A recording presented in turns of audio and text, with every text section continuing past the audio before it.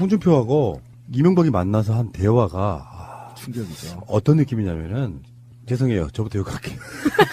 욕은 내 건데 당신이 먼저. 이 새끼들이 정말 정신 못 차리고 있구나. 그러니까 사실은요. 이명박도 자유한국당에서 나를 안 지켜주면 어떻게 하자는 불안감이 있어요. 그렇죠. 근데 홍준표도 본인 자체의 세력이 별로 없는 사람이기 때문에 이명박의 백그라운드가 필요해. 더군다나 BBK 생각하면은 이명박을 자기가 대통령 만들었다고 말한 새끼가 홍준표야. 그렇지. 그 가짜 편지 흔들면서 지켰다고 이렇게 말하니까 공공한 처지에 있는 두 사람이 만나서 뒷담화를 하는데 그것도 언론에 대놓고 와 정말 모욕감 느껴지던데요.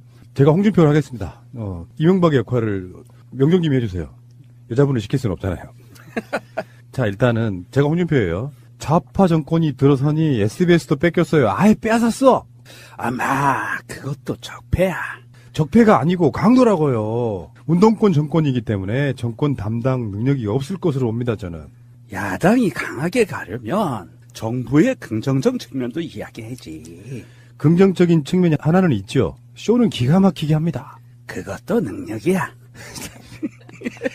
야, 이런- 목소리가 너무 좋다 솔직히. 이명박은 찢어지는 목소리인데. 한국이라는 나라에서 살아야 될 두 적폐가 만나가지고 하는 대화의 수준이라는 게 초딩만도 못해요. 그러니까 말적폐와 돈적폐가 만난 거죠.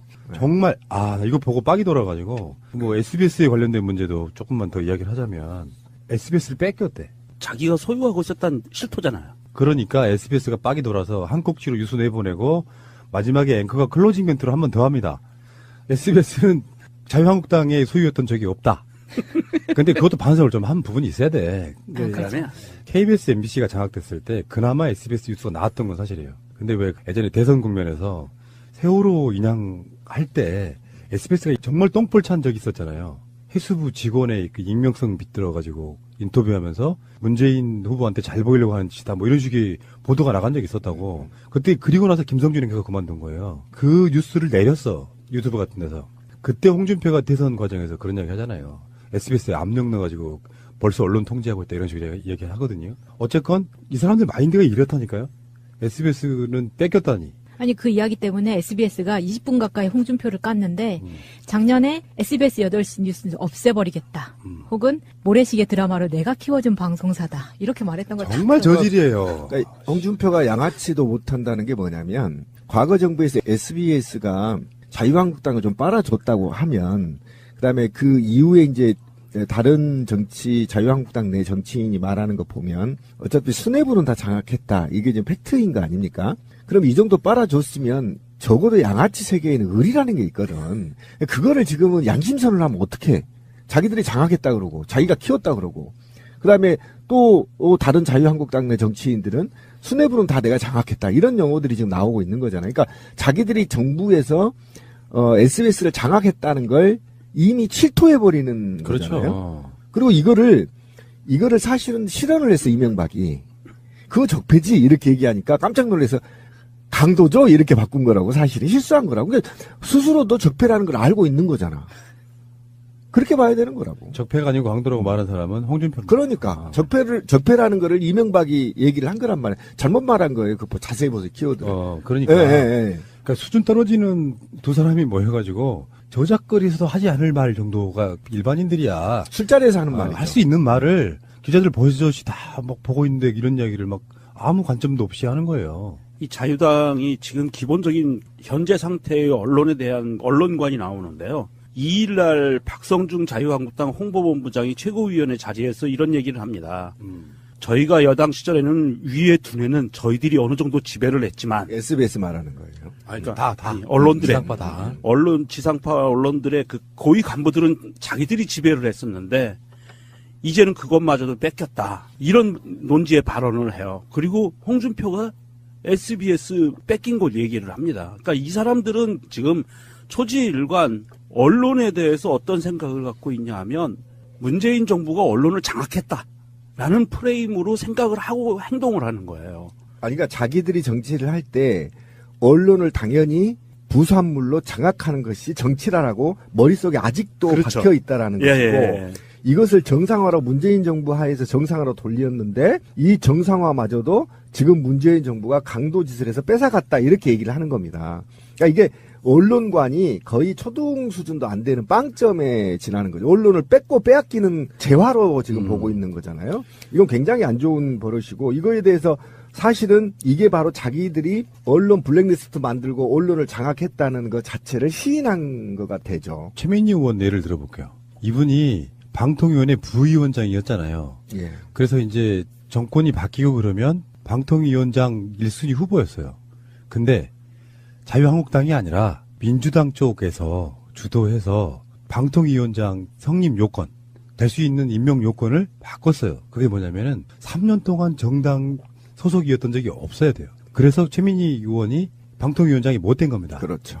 그게 무슨 말이냐면 정파성을 갖고 있으면 안 되기 때문에 스스로 언론의 균형을 위해서 정당에 소속돼 있던 사람은 3년이 지나야만 방통위원장 후보가 될 수 있는 그런 요건을 바꾼 거예요.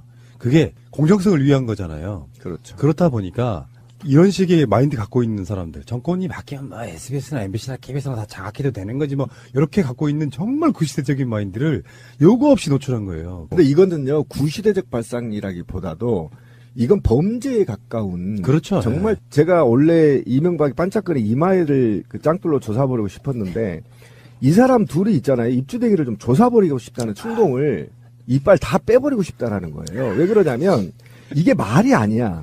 이게 국민들 염장질하고 있는 거 아닙니까? 그리고 실제로는 자기들이 비밀회담에서 무엇을 얘기했는지 국민들은 다 유추할 수 있죠. 왜 이 중요한 시기에 이명박이 홍준표를 불렀겠어요?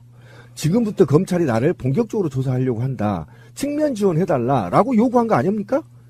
이건 추측할 수 있는 거잖아요. 그렇죠. 그러면 이게 지금 기자들 다 모아놓고 이 얘기를 흘린다는 경우는 이게 전직 대통령이 이게 할 말이고 지금 120석에 가까운 자유한국당 당대표가 할 말이 아니잖아. 이거는 저작거리에 신비 같은 애들이 소주 한 잔 먹으면서 하는 말들을 그냥 양아치라니까. 양아치도 못 된다고 제가 아까 얘기했잖아요. 양아치 잠깐만. 의리라도 있는 거, 의리로. 양아치 의리가 없다며. 아, 그런 논리 아니, 잘못되지 아니, 않았어요? 의리라도 있는 거예요. 잠깐만. 조폭 이야기하면 꼭 신비님 이렇게 토를 달았죠. 음. 그거 조폭도 아니고 양아치예요 해놓고 내가 또 양아치예요 하면 또 뭐 어떻게 하는 아니, 거예요? 내가 양아치만 또 못한다고 그랬잖아. 양아치만 또 못하다. 그 밑에 뭐가 있냐고. 왜 그러냐면 개- 양아치부터 개쓰레기. 쓰레기들이지. 의리도 없어, 의리도. 알겠고요. 아니, 그동안에 뭐, 9년 동안 SBS가 방송이 빨아줬으면 그거를 침묵하고 부역한 자들을 보호해주는 게 의리거든. 근데 자기들이 자기 입으로 말하잖아. 맞아.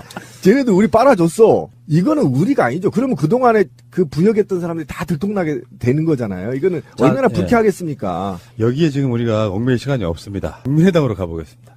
국민의당이 좀 상황이 좀 재밌게 됐어요. 우리가 볼 때가 재밌는 예, 거예요. 지금은 저는 불안해 죽겠어요. 그러니까 어디까지 왔냐? 어디까지 왔냐? 어제 국민의당하고 바른정당 두의 실무팀장이에요. 사실 알고 보면 이현주하고 정운천 만나가지고 어떻게 합당할 것인가 실무 작업을 하고 있는 거야. 지금 국민의당에서는 결론도 안 났는데 그래가지고 밀어붙이는 게 완전히 막합파식이에요. 불법이다, 이달이다, 뭐 전당대회 거쳐야 된다. 이건 다 패스하고 새롭게 신당을 만든다는 거예요. 그래서 국민의당하고 바른정당을 둔 상태에서 합당 절차를 거치고 신당을 만들면 거기에 이의 제기하지 않으면 다 새로운 통합지들 말로 하는 표현입니다. 통합신당으로 흡수되는 거다 이렇게 이야기를 하더라고요.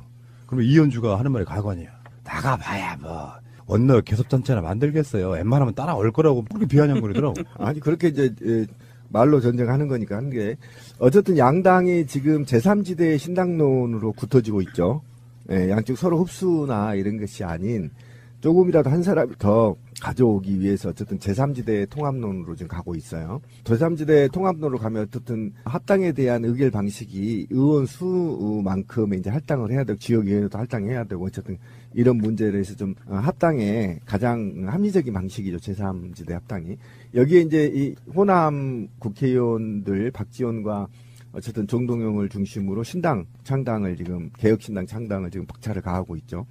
이런 상태에서 있는데 저는 이게 안철수가 정계에서 떠나는 수순 그리고 안철수라는 이 정치의 신기류가 사라지는 계기가 될 합당의 가능성이 굉장히 높다. 그래서 어차피 사라질 정치인들이 사라지는 수순이어서 저는 솔직히 관심도 별로 없어요. 관심도 없는데 요즘 하도 언론들이 이제 떠들어서 이러는데 제가 볼 때는 통합해도 이들은 새로운 정치 철학이나 새로운 미래를 국민들한테 내놓지 못하고 있기 때문에 오로지 내놓은 것이 적폐 세력과 뜻을 같이 하는 것들, 종북 메카시즘을 확대하는 교두보 정당 정도로밖에 이해가 되지 않아서 지금 이 바른정당에서 사실 남북관계 문제에서 또 한 소리 나왔지 않습니까? 그러니까 이런 식으로 해가지고는 제가 볼 때는 미래를 준비하는 정당으로 만들기는 매우 어렵다.